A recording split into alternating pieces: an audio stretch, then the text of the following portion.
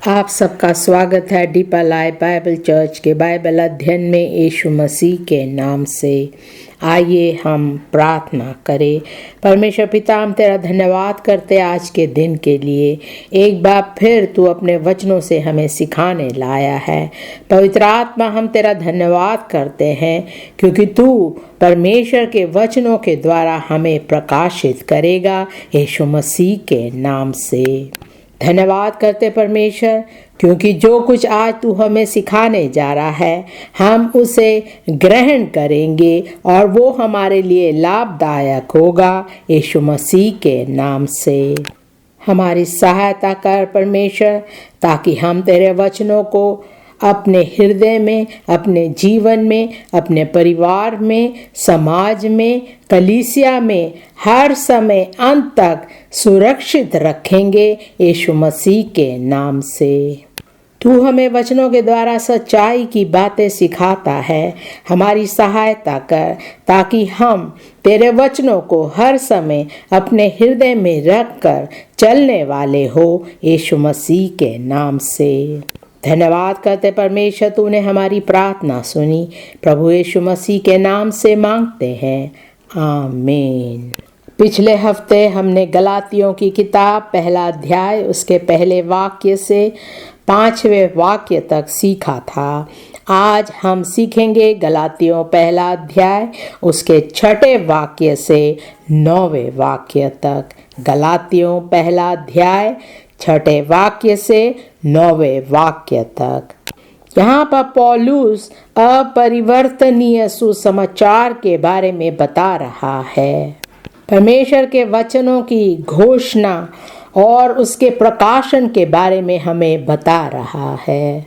परमेश्वर कभी नहीं बदलता, यीशु मसीह कभी नहीं बदलता, उसका वचन कभी नहीं बदलता, उसके उद्धार का संदेश कभी नहीं बदलता और जिन बातों को परमेश्वर हमारे जीवन में चाहता है जिससे हमारा उद्धार हो सके, उन बातों को भी परमेश्वर कभी नहीं बदलता।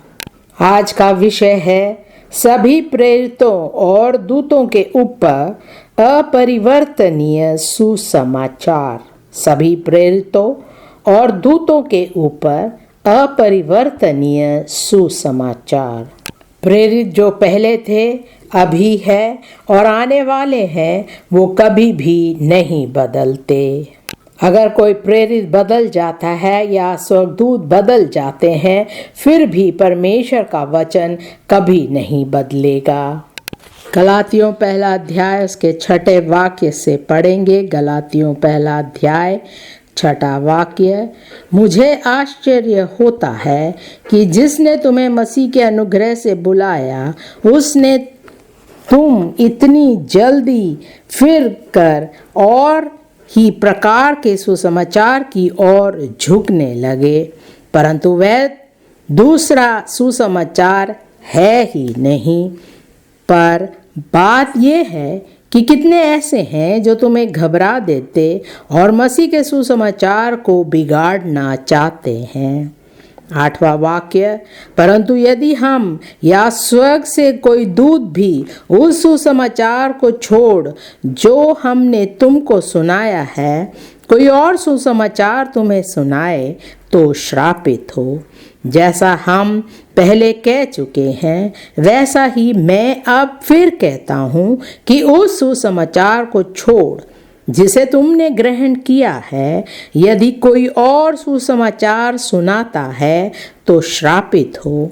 अब मैं क्या मनुष्यों को मानता हूँ या परमेश्वर को?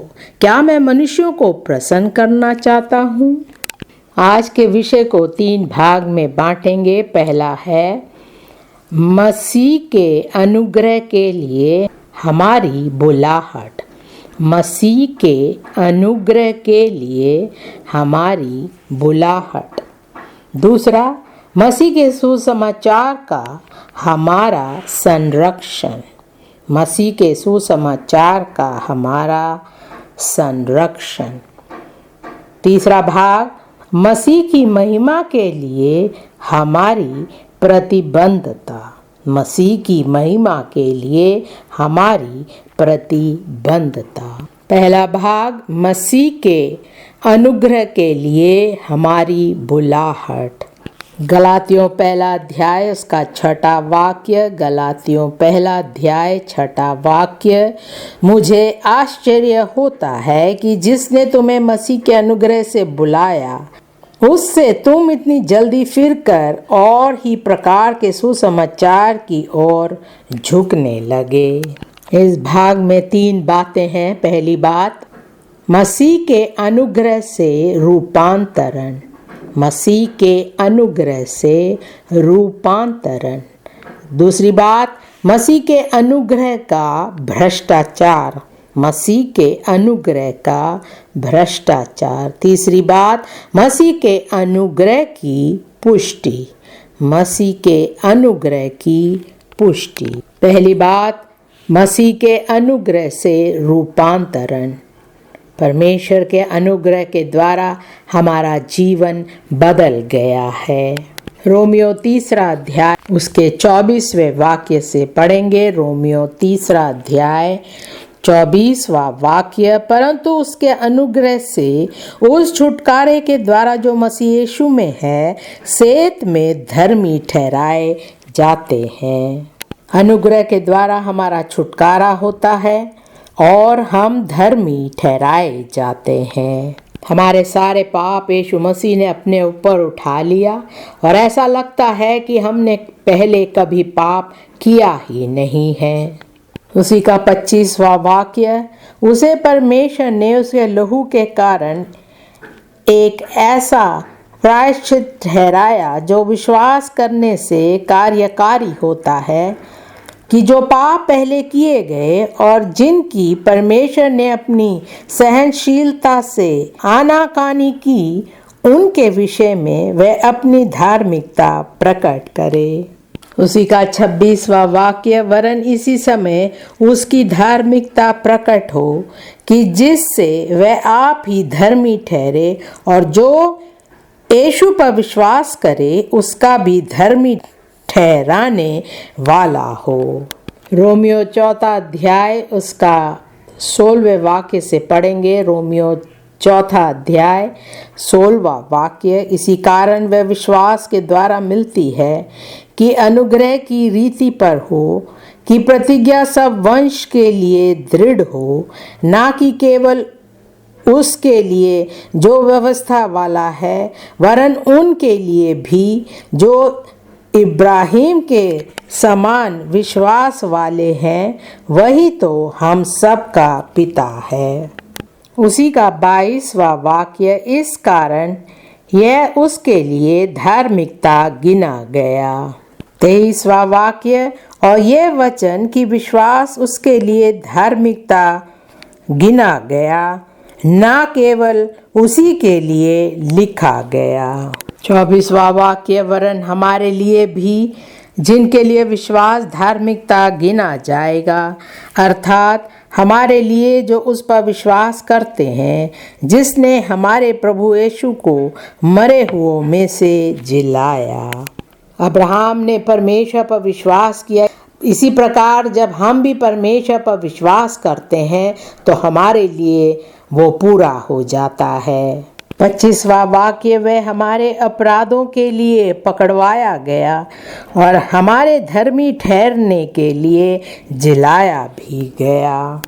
रोमियो 5वां अध्याय उसके पहले वाक्य से पढ़ेंगे। रोमियो 5वां अध्याय पहला वाक्य, सो जब हम विश्वास से धर्मी ठहरे तो अपने प्रभु यीशु मसीह के द्वारा परमेश्वर के साथ मेल रखे। दूसरा वाक्य, जिसके द्वारा विश्वास के कारण उस अनुग्रह तक जिसमें हम बने हैं हमारी पहुंच भी हुई और परमेश्वर की महिमा की आशा पर घमंड करे। विश्वास के द्वारा हम अनुग्रह पाते हैं जिसमें हम परमेश्वर में खड़े रह सकते हैं। इफिसियों 2 अध्याय उसका 8वां वाक्य। इफिसियों 2 अध्याय 8वां वाक्य, क्योंकि विश्वास के द्वारा अनुग्रह ही से तुम्हारा उद्धार हुआ है और यह तुम्हारी ओर से नहीं वरन परमेश्वर का दान है। हम अपने हाथों के कामों से या अपने आप में जब हम संघर्ष करते हैं तब हमारा उद्धार नहीं होता, लेकिन हम उद्धार परमेश्वर के अनुग्रह के द्वारा पाते हैं, क्योंकि यीशु मसीह हमारे लिए मारा गया और उसने उसके कोड़े खाने से हमें चंगाई दी, हमारे पापों को क्षमा किया और हमारा उद्धार हुआ। दूसरी बात, मसीह के अनुग्रह का भ्रष्टाचार। हम देखते हैं जो यहूदी लोग थे अपने रीति रिवाज को कलीसिया में ला रहे थे। वो शारीरिक रूप से खतना के बारे में बातचीत करते थे। परमेश्वर के अनुग्रह के द्वारा जो उद्धार हमारा हुआ है, उन बातों को वो अपनी पुरानी वाचा के साथ मिलाना चाहते थे। अगर हम यीशु मसीह के सुसमाचार के साथ दूसरी बातों को जोड़ते हैं, प्रेरितों की बातों के साथ दूसरी बातों को जोड़ते हैं, तो परमेश्वर का वचन भ्रष्ट हो जाता है। इसीलिए हम देखते हैं यहूदी लोग, फारसी और सादूसी अपने रीति रिवाज को परमेश्वर के वचनों के साथ यीशु मसीह के अनुग्रह के साथ मिलाना चाह रहे थे। जब हम अपने पुराने कलीसिया से निकल कर आते हैं, पुरानी बातों को यीशु मसीह के नए बातों के साथ मिलाते हैं, पुराने रीति रिवाज को अगर हम यीशु मसीह के अनुग्रह के साथ मिलाते हैं, तो हम परमेश्वर के वचन को भ्रष्ट कर देते हैं। प्रेरितों के काम 15वां अध्याय उसका 11वां वाक्य। प्रेरितों के काम 15वां अध्याय 11वां वाक्य। हाँ, हमारा ये तो निश्चय है कि जिस रीति से वे प्रभु यीशु के अनुग्रह से उद्धार पाएंगे, उसी रीति से हम भी पाएंगे। ये लोग अपनी रीति रिवाज को मसीह के अनुग्रह के साथ तुलना कर रहे थे। इसी कारण हम कहते हैं कि ये मसीह के सुसमाचार को भ्रष्ट करना चाहते थे। यहूदा पहला अध्याय उसका 4था वाक्य। यहूदा पहला अध्याय 4था वाक्य। क्योंकि कितने ऐसे मनुष्य चुपके से हम में आ मिले हैं, जिनके इस दंड का वर्णन पुराने समय में पहले ही से लिखा गया था। ये भक्तिहीन है और हमारे परमेश्वर के अनुग्रह को लुचपन में बदल डालते हैं और हमारे परमेश्वर के अनुग्रह को लुचपन में बदल डालते हैं और हमारे एकमात्र स्वामी और प्रभु यीशु मसीह का इनकार करते हैं। इनकी कलीसिया भी बड़ी हो रही थी, जिस प्रकार हमारी कलीसिया बड़ी है, और कई जगहों में ऐसे लोग कलीसिया के अंदर आ रहे थे और यीशु मसीह के अनुग्रह में नहीं जी रहे थे। ये भ्रष्टाचार है। ये ऐसे लोग हैं जो कहते हैं कि यीशु मसीह उनके लिए काफ़ी नहीं है। यीशु मसीह का सूली पर हमारे पापों के लिए अपने प्राण को देना काफ़ी नहीं है, लेकिन हमें अपने रीति रिवाज और अपनी पुरानी वाचा के बातों को भी जोड़ना ज़रूरी है। दूसरा पत्रस 2 अध्याय उसका पहले वाक्य से पढ़ेंगे। दूसरा पत्रस 2 अध्याय पहला वाक्य। और जिस प्रकार उन लोगों में झूठे भविष्यवक्ता थे, उसी प्रकार तुम में भी झूठे उपदेशक होंगे, जो नाश करने वाले पाखंड का उद्घाटन छिप छिप कर करेंगे और उस स्वामी का जिसने उन्हें मोल लिया है इनकार करेंगे और अपने आप को शीघ्र विनाश में डाल देंगे। दूसरा वाक्य। और बहुतेरे उनकी नाई लुचपन करेंगे, जिनके कारण सत्य के मार्ग की निंदा की जाएगी। तीसरा वाक्य। और वे लोभ के लिए बातें गढ़कर तुम्हें अपने लाभ का कारण बनाएंगे, और जो दंड की आज्ञा उन पर पहले से हो चुकी है, उसके आने में कुछ भी देर नहीं और उनका विनाश ऊँघता नहीं। इसीलिए हमें हर समय सावधान रहना है। जो भी हम देखते हैं, सुनते हैं, एकदम से उसे ग्रहण ना करें। जैसे पहले झूठे भविष्यवक्ता थे, उसी प्रकार आज भी हम देखते हैं बहुत से झूठे भविष्यवक्ता हैं। और ये ऐसे लोग हैं जो गलत गलत बातें सिखाते हैं, यहाँ तक कि यीशु मसीह का भी इनकार करते हैं। ये ऐसे लोग हैं जो परमेश्वर का वचन पूरी रीति से पढ़ते नहीं हैं, ना उन बातों को समझते हैं। पूरी रीति से यीशु मसीह के सुसमाचार की गहराई की बातों को नहीं जानते। हमें देखने को मिलता है कि बहुत से लोग इनके पीछे जाने के लिए तैयार हो जाते हैं। तीसरी बात, मसीह के अनुग्रह की पुष्टि। परमेश्वर के अनुग्रह की पुष्टि हम किस प्रकार कर सकते हैं? परमेश्वर ने जगत से ऐसा प्रेम किया कि उसने अपना इकलौता पुत्र दे दिया, ताकि जो कोई उस पर विश्वास करे वो नाश ना हो, परंतु अनंत जीवन पाए। परमेश्वर नहीं चाहता कि कोई भी नाश हो, लेकिन वो चाहता है कि सब अपने पापों का पश्चाताप करे और उद्धार पाए। इसलिए परमेश्वर ने अपने इकलौते पुत्र यीशु मसीह को हमारे लिए संसार में भेजा, ताकि वो हमारे पापों के लिए मारा जाए। परमेश्वर की जो इच्छा है कि सब बचाए जाए, उस बात को पूरा करने के लिए उसने यीशु मसीह को भेजा। तीतुस 2 अध्याय उसका 11वें वाक्य से पढ़ेंगे। तीतुस 2 अध्याय 11वां वाक्य। क्योंकि परमेश्वर का अनुग्रह प्रकट है, जो सब मनुष्यों के उद्धार का कारण है। यीशु मसीह के द्वारा हमारे पाप क्षमा हुए, हमारा उद्धार हुआ, एक नया जीवन हमें मिलता है। लिखा है कि जो मसीह में है वो एक नई सृष्टि है, पुरानी बातें बीत गई, देखो सब कुछ नया हो गया है। मसीह के अनुग्रह के द्वारा हमें एक नया जीवन मिलता है। आज भी संसार में बहुत से पापी लोग हैं जिनका परमेश्वर उद्धार कर रहा है। परमेश्वर का अनुग्रह, उसकी भलाई हम सब के लिए है।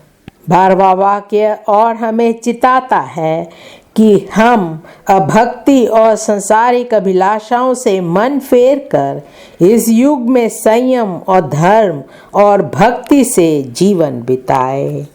मसीह के अनुग्रह द्वारा हर एक पाप, हर एक गंदगी हमारे जीवन से दूर हट जाते हैं। संसार की अभिलाषा, शरीर की अभिलाषा, जीविका का घमंड, ये सब परमेश्वर हमारे जीवन से दूर कर देता है। उसी का 13वां वाक्य, और उस धन्य आशा की अर्थात अपने महान परमेश्वर और उद्धारकर्ता यीशु मसीह की महिमा के प्रकट होने की बाट जोते रहे। 14वां वाक्य, जिसने अपने आप को हमारे लिए दे दिया कि हमें हर प्रकार के अधर्म से छुड़ा ले और शुद्ध करके अपने लिए एक ऐसी जाति बना ले जो भले भले कामों में सरगर्म हो। मेरी प्रार्थना है मसीह के अनुग्रह का पुष्टिकरण हमारे जीवन में होगा, यीशु मसीह के नाम से। गलातियों 2 अध्याय उसका 20वां वाक्य। गलातियों 2 अध्याय 20वां वाक्य, मैं मसीह के साथ क्रूस पर चढ़ाया गया हूँ, और अब मैं जीवित ना रहा, पर मसीह मुझ में जीवित है। और मैं शरीर में अब जो जीवित हूँ, तो केवल उस विश्वास से जीवित हूँ जो परमेश्वर के पुत्र पर है, जिसने मुझसे प्रेम किया और मेरे लिए अपने आप को दे दिया।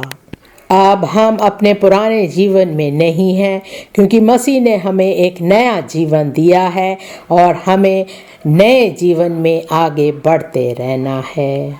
विजयी मसीह अब हमारे जीवन में जीता है। जब हम मसीह के होते हैं तो संसार हम पर राज्य नहीं कर पाएंगे। हर समय हम जयवंत से भी बढ़कर जिएंगे। दूसरा भाग है मसीह के सुसमाचार का हमारा संरक्षण। मसीह के सुसमाचार का हमारा संरक्षण। परमेश्वर चाहता है जो सुसमाचार हमने मसीह से पाया है उसे हम ऐसे ही ना फेंक दे।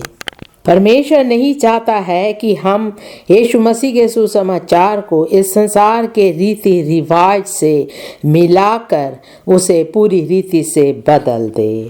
यीशु मसीह चाहता है कि उसका सुसमाचार हमेशा पवित्र हो और उसे हम संभाले रखें। यीशु मसीह का सुसमाचार स्वर्ग से आया, प्रेरितों ने उसे स्वीकार किया और दूसरों को भी बताया। हमें चाहिए कि हम पवित्रताई में हो करके उन बातों को, सुसमाचार को हम दूसरों को बांटे। गलातियों की कलीसिया में ऐसा नहीं था।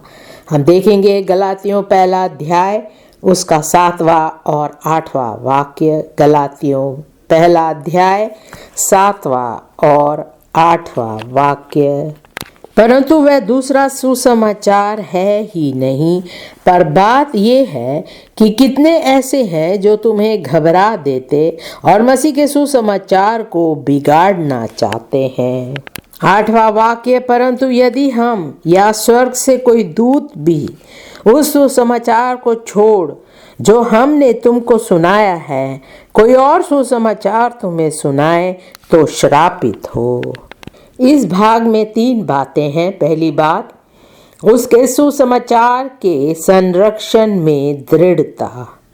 उसके सुसमाचार के संरक्षण में दृढ़ता।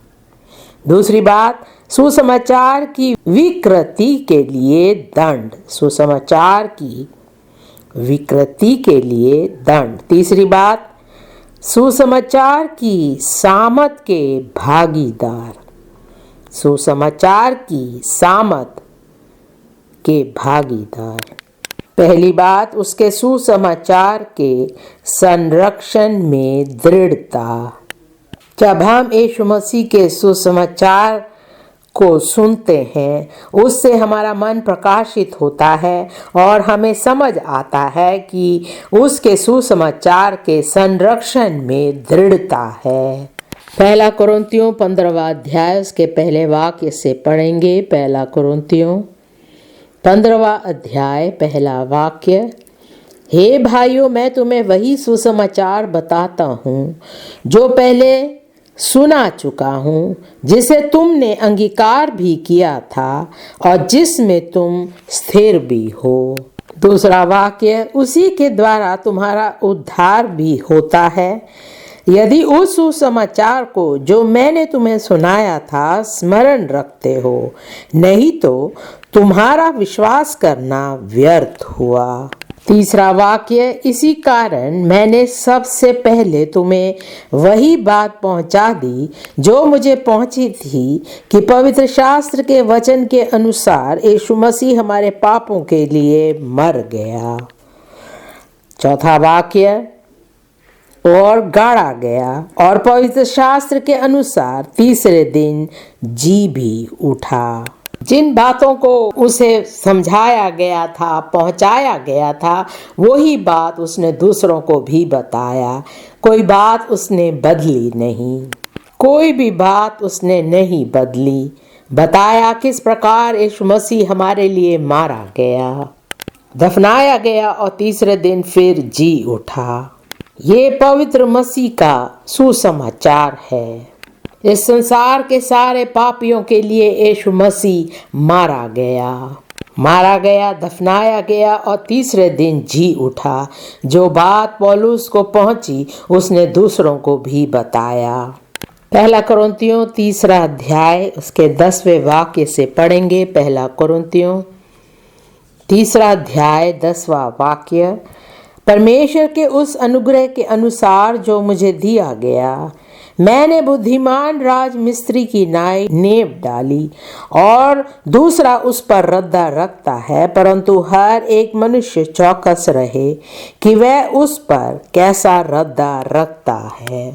जैसे हमने मसीह का सुसमाचार पाया है, वैसे ही हम दूसरों को भी बताए और कोई भी सुसमाचार को ना बदले। 11वां वाक्य, क्योंकि उस नेव को छोड़ जो पड़ी है और वह यीशु मसीह है, कोई दूसरी नींव नहीं डाल सकता। 12वां वाक्य, और यदि कोई इस नींव पर सोना या चांदी या बहुमूल्य पत्थर या काठ या घास या फूस का रद्दा रखता है तो हर एक का काम प्रकट हो जाएगा, क्योंकि वह दिन उसे बताएगा, इसलिए कि आग के साथ प्रकट होगा और वह आग हर एक का काम परखेगी कि कैसा है। 14वां वाक्य, जिसका काम उस पर बना हुआ स्थिर रहेगा वह मजदूरी पाएगा। मेरी प्रार्थना है हम भी इनाम पाएंगे, मजदूरी पाएंगे। यीशु मसीह के बहुमूल्य पवित्र सुसमाचार को जैसे हमने सुना है वैसे ही रहने दे। हम उसे बदलने की कोशिश ना करें, उसे रीति रिवाज से हम ना जोड़े।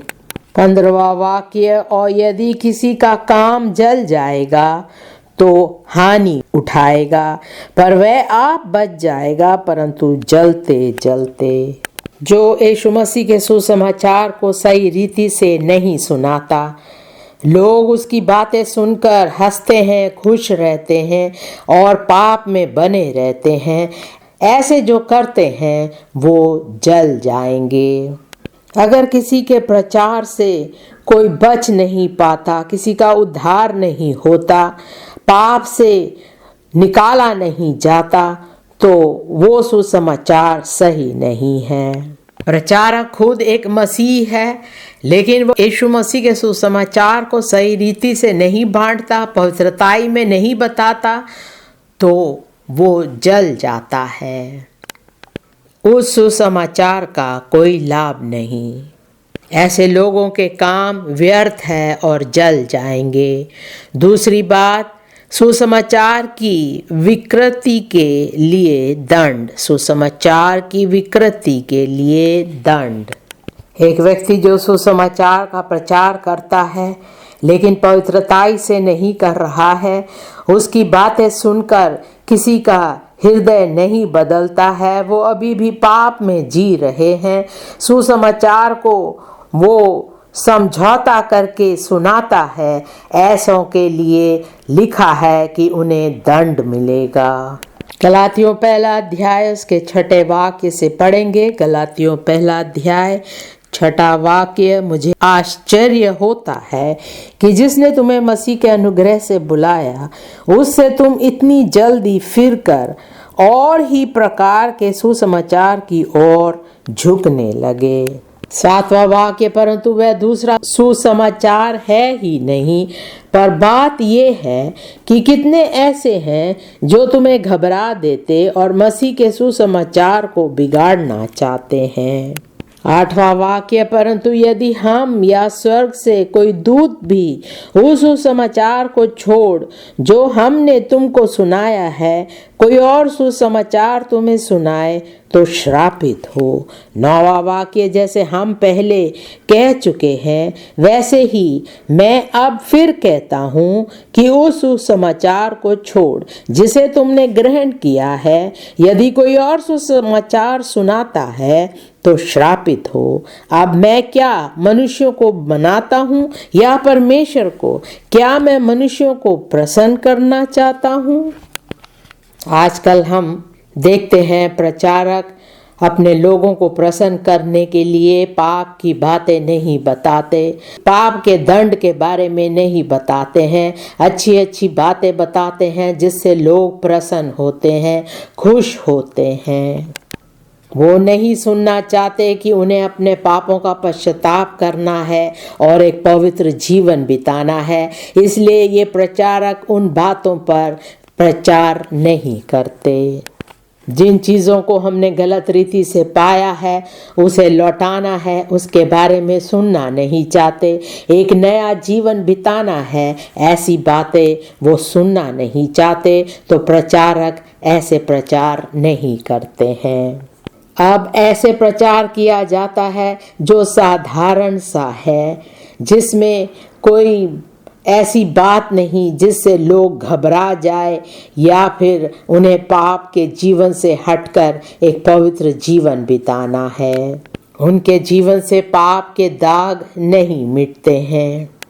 प्रचारक जानता है ये लोग पाप में जी रहे हैं, लेकिन फिर भी हम कहते हैं परमेश्वर आपको आशीष देगा, परमेश्वर आपको संभाले रखेगा। इन बातों को सुनकर वो प्रसन्न हो जाते हैं। यीशु मसीह के सुसमाचार को वो नीचे गिरा देते हैं। 2 कुरिन्थियों 11वां अध्याय उसके 13वें वाक्य से पढ़ेंगे। 2 कुरिन्थियों 11वां अध्याय 13वां वाक्य। क्योंकि ऐसे लोग झूठे प्रेरित और छल से काम करने वाले और मसीह के प्रेरितों का रूप धरने वाले हैं। 14वां वाक्य। और ये कुछ अचंभे की बात नहीं, क्योंकि शैतान आप भी ज्योतिमय स्वर्गदूत का रूप धारण करता है। 15वां वाक्य। सो यदि उसके सेवक भी धर्म के सेवकों का सा रूप धरे तो कुछ बड़ी बात नहीं, परंतु उनका अंत उनके कामों के अनुसार होगा। लिखा है परंतु उनका अंत उनके कामों के अनुसार होगा। आप एक प्रचारक हैं, आपका अंत कैसा होगा? क्या आपने सोचा है? आप यीशु मसीह के सुसमाचार को कैसे सुनाते हैं? क्या आप लोगों को धोखा दे रहे हैं?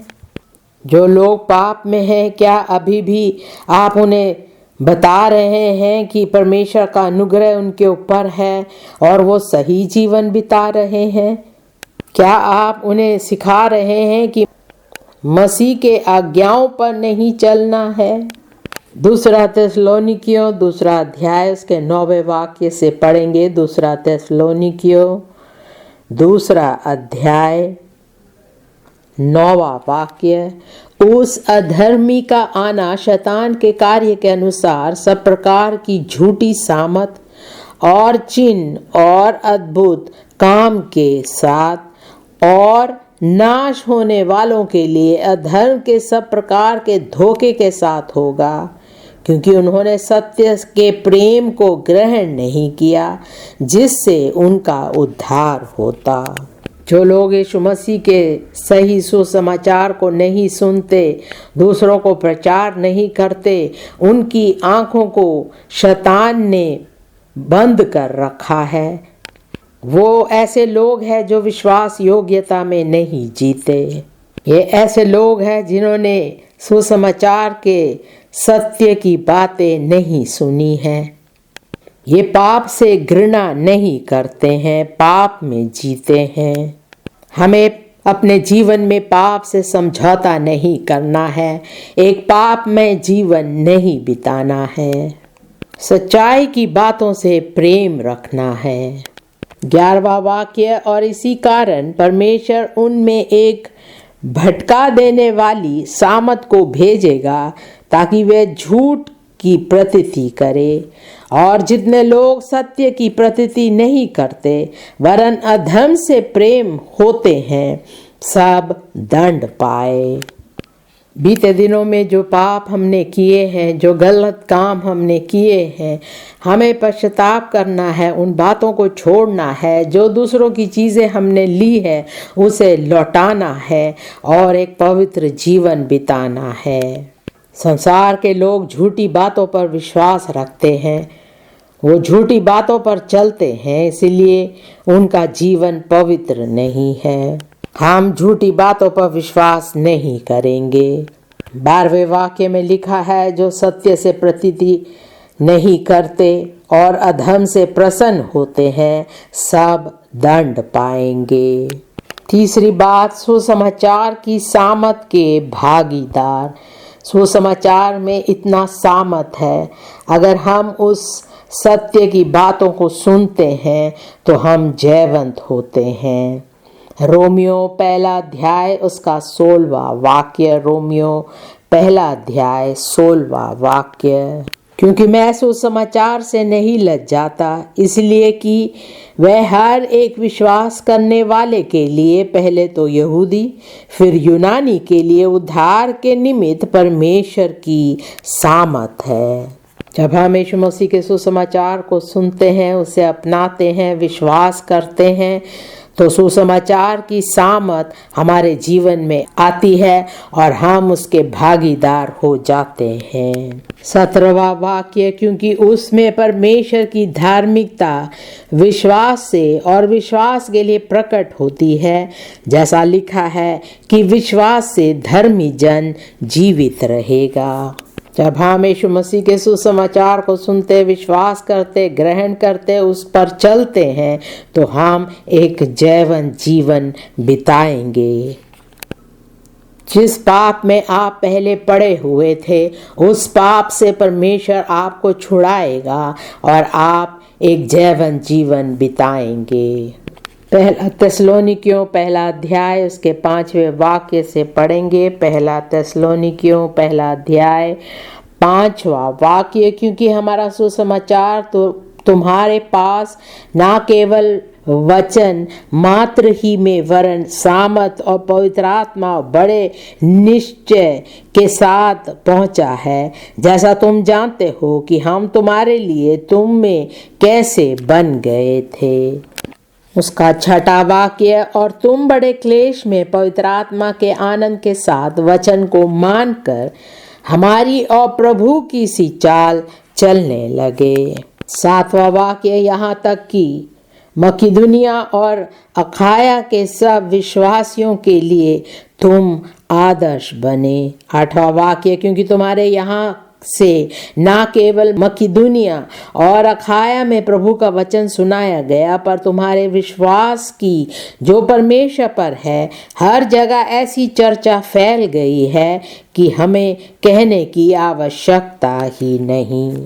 9वां वाक्य, क्योंकि वे आप ही हमारे विषय में बताते हैं कि तुम्हारे पास हमारा आना कैसा हुआ और तुम कैसे मूर्तों से परमेश्वर की ओर फिरे, ताकि जीवते और सच्चे परमेश्वर की सेवा करो। 10वां वाक्य, और उसके पुत्र के स्वर्ग पर से आने की बाट जोते रहो, जिसे उसने मरे हुओं में से जिलाया, अर्थात यीशु की, जो हमें अपने आने वाले प्रकोप से बचाता है। मेरी प्रार्थना है आपका उद्धार, आपका नया जीवन एक पारदर्शी जीवन होगा, यीशु मसीह के नाम से। तीसरे भाग में जाएंगे, मसीह की महिमा के लिए हमारी प्रतिबद्धता। अब जब हमने यीशु मसीह को अपना लिया है, उसके पद चिन्हों पर हम चल रहे हैं, तो यीशु मसीह की महिमा के लिए हमें जीना है। गलातियों पहला अध्याय इसका 9वां वाक्य। गलातियों पहला अध्याय 9वां वाक्य, जैसे हम पहले कह चुके हैं वैसे ही मैं अब फिर कहता हूँ कि उस सुसमाचार को छोड़ जिसे तुमने ग्रहण किया है, यदि कोई और सुसमाचार सुनाता है तो श्रापित हो। अब मैं क्या मनुष्य को मनाता हूँ या परमेश्वर को? क्या मैं मनुष्यों को प्रसन्न करना चाहता हूँ? कई बार हम अपने जीवन में देखते हैं कि जब हम कोई बात बोलते हैं जो सही नहीं है, पवित्र आत्मा हमें समझाता है कि हमें ऐसे नहीं कहना है, तो हम उन बातों को फिर नहीं दोहराते। और कई बार ऐसा होता है कि हमने किसी बात पर प्रचार किया और लोग उससे प्रसन्न नहीं हुए, वो हमारे विरोध खड़े हो जाते हैं, हमें छोड़कर जाने की धमकी देते हैं, तो हम घबरा जाते हैं और उनके साथ समझौता करने लगते हैं। ऐसी बातें हमारे जीवन में नहीं होनी चाहिए। हमें मनुष्य को नहीं लेकिन परमेश्वर को हमें प्रसन्न करना है। जब हम स्वर्ग जाएंगे, परमेश्वर हमें उन बातों के लिए इनाम देगा, क्योंकि हम सत्य पर खड़े थे। हमें सताव से नहीं डरना है, विरोध से नहीं डरना है, पर सत्य पर खड़े होकर सत्य की बातें कहना है। दूसरा कुरिन्थियों 8वां अध्याय उसका 23वां वाक्य। दूसरा कुरिन्थियों 8वां अध्याय 23वां वाक्य। यदि कोई तीतुस के विषय में पूछे तो वह मेरा साथी और तुम्हारे लिए मेरा सहकर्मी है, और यदि हमारे भाइयों के विषय में पूछे तो वह कलीसियाओं के भेजे हुए और मसीह की महिमा है। जब हम परमेश्वर के वचनों पर खड़े होते हैं, यीशु मसीह के सुसमाचार पर खड़े होते हैं, तो हमें दृढ़ता से, सच्चाई से खड़े होना है ताकि परमेश्वर की महिमा हो सके। हम अपनी महिमा की चिंता ना करें। इस भाग में 3 बातें देखेंगे। पहली बात, परमेश्वर के अनुग्रह के सुसमाचार का प्रचार करना। परमेश्वर के अनुग्रह के सुसमाचार का प्रचार करना। दूसरी बात, परमेश्वर की भलाई के लक्ष्य की घोषणा। परमेश्वर की भलाई के लक्ष्य की घोषणा। तीसरी बात, परमेश्वर की महिमा के लिए लाभ लेने वालों को रोकना। परमेश्वर की महिमा के लिए लाभ लेने वालों को रोकना। पहली बात, परमेश्वर के अनुग्रह के सुसमाचार का प्रचार करना। प्रेरितों के काम 20वें अध्याय का 24वां वाक्य पढ़ेंगे। प्रेरितों के काम 20वां अध्याय 24वां वाक्य। परंतु मैं अपने प्राण को कुछ नहीं समझता कि उसे प्रिय जानूं, वरन यह कि मैं अपनी दौड़ को और उस सेवकाई को पूरी करूं जो मैंने परमेश्वर के अनुग्रह के सुसमाचार पर गवाही देने के लिए प्रभु यीशु से पाई है। जिस सेवकाई के लिए, जिस बुलाहट के लिए परमेश्वर ने हमें बुलाया है, हमें उस पर ध्यान देना है और पूरी रीति से, विश्वास योग्यता से उस काम को पूरा करना जरूरी है।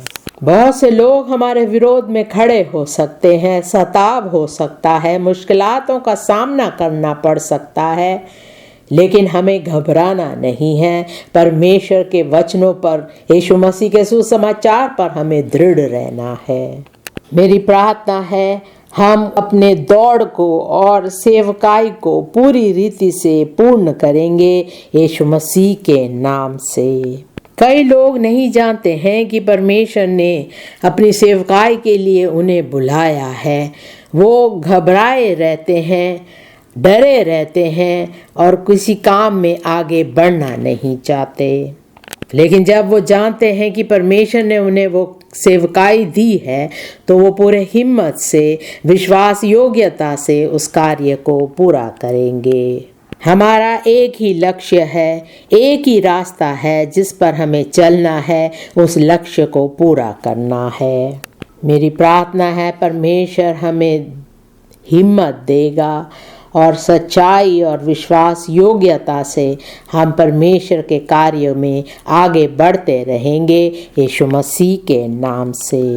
तब परमेश्वर हमारे साथ बना रहेगा, हमें सुरक्षित रखेगा, हमारी प्रार्थनाओं का उत्तर देके हमें आशीषें देगा। किसी बात से भी हम डगमगाएंगे नहीं, लेकिन परमेश्वर में स्थिर बने रहेंगे यीशु मसीह के नाम से। दूसरी बात, परमेश्वर की भलाई के लक्ष्य की घोषणा। जब हम परमेश्वर को अपना जीवन देते हैं, जब हम यीशु मसीह के सुसमाचार का प्रचार करते हैं, तो भलाई के लक्ष्य की घोषणा हमें करनी है ताकि लोग जान सके कि उनका लक्ष्य क्या है। रोमियो 2 अध्याय उसका 4 वाक्य। रोमियो 2 अध्याय 4 वाक्य। क्या तू उसकी कृपा और सहनशीलता और धीरज रूपी धन को तुच्छ जानता है? और क्या ये नहीं समझता कि परमेश्वर की कृपा तुझे मन फिराव को सिखाती है? परमेश्वर के भलाई के द्वारा हमें सब कुछ मिलता है। परमेश्वर हमें बहुतायत से आशीष देता है। हमारे परिवार में, हमारे आस पड़ोस में परमेश्वर आशीष देता है। हमारे हर काम में हमें सफलता मिलती है। यीशु मसीह हमें बहुतायत का जीवन देता है। जब हम परमेश्वर की भलाई के लक्ष्य की ओर जाते हैं, तो परमेश्वर हमें बहुतायत से आशीष देता है। परमेश्वर चाहता है हम उस लक्ष्य की ओर जाए, अपने जीवन के हर पापों को छोड़कर पश्चाताप करके यीशु मसीह के पीछे चले। तीसरी बात, परमेश्वर की महिमा के लिए लाभ लेने वालों को रोकना। हम देखते हैं कलीसिया में ऐसे लोग हैं जो बहुत हिम्मत से लाभ लेने के लिए है। ऐसे लोगों को हमें रोकना चाहिए। ऐसे लोगों के सामने अगर हम घबराते हैं, भयभीत होते हैं, तो उनकी हिम्मत और बढ़ जाती है और वो दूसरों को भरमाने लगते हैं। मसीह के सुसमाचार को वो पूरी रीति से पलट देते हैं। वो शैतान के हैं और अंत तक शैतान की सेवा करना चाहते हैं। ऐसे लोगों में पवित्र आत्मा नहीं होती, लेकिन आप जो यीशु मसीह के हैं, आप में पवित्र आत्मा कार्य कर रहा है, तो हमें उनके अधीन नहीं रहना है। पूरे हिम्मत से हमें परमेश्वर के कार्य को करना है। मेरी प्रार्थना है पवित्र आत्मा की सामत, उसकी हिम्मत आपके जीवन में बनी रहेगी यीशु मसीह के नाम से। हम जो यीशु मसीह के सुसमाचार के प्रचारक हैं, हमें शैतान के लोगों से घबराना नहीं है। पूरे हिम्मत से खड़े होकर परमेश्वर का कार्य करना है। तब शैतान हमारे सामने झुक जाएगा, हमारे पाँव के नीचे रहेगा यीशु मसीह के नाम से। ऐसे लोग आपके जीवन से हट जाएंगे और आप पूरे सामत और अधिकार से यीशु मसीह के सुसमाचार को सुनाएंगे। जिस प्रकार परमेश्वर मूसा के साथ था, आपके साथ भी होगा। जहाँ कहीं भी आप जाएंगे, परमेश्वर आपको संभाले रखेगा। जब आप प्रार्थना करेंगे, परमेश्वर आपकी हर एक प्रार्थना को सुनकर उसका उत्तर देगा यीशु मसीह के नाम से। गलातियों 2 अध्याय उसका 4 वाक्य। गलातियों 2 अध्याय 4 वाक्य। और यह उन झूठे भाइयों के कारण हुआ जो चोरी से घुस आए थे, कि उस स्वतंत्रता का जो मसीह यीशु में हमें मिली है, भेद लेकर हमें दास बनाए। लोग हमें बंधन में रखना चाहते हैं, हमारे हृदय में भय पैदा करते हैं, लेकिन अगर हम परमेश्वर के वचनों पर चल रहे हैं, तो ऐसे लोग हमें भयभीत नहीं कर पाएंगे यीशु मसीह के नाम से। उसी का 5वां वाक्य, उनके अधीन होना हमने एक घड़ी भर ना माना, इसलिए कि सुसमाचार की सच्चाई तुम में बनी रहे। मसीह हमारे हृदय में है, परमेश्वर की सामर्थ हमारे साथ है, इसीलिए हमें विरोधियों को कभी मौका नहीं देना चाहिए। जो आपके विरोध में खड़े होते हैं, जो आपकी सेवकाई के विरोध में खड़े होते हैं, वो सब आपके सामने झुक जाएंगे यीशु मसीह के नाम से। परमेश्वर आपको पूरी रीति से सामर्थ देगा यीशु मसीह के नाम से। आइए हम खड़े हो जाए और प्रार्थना करें।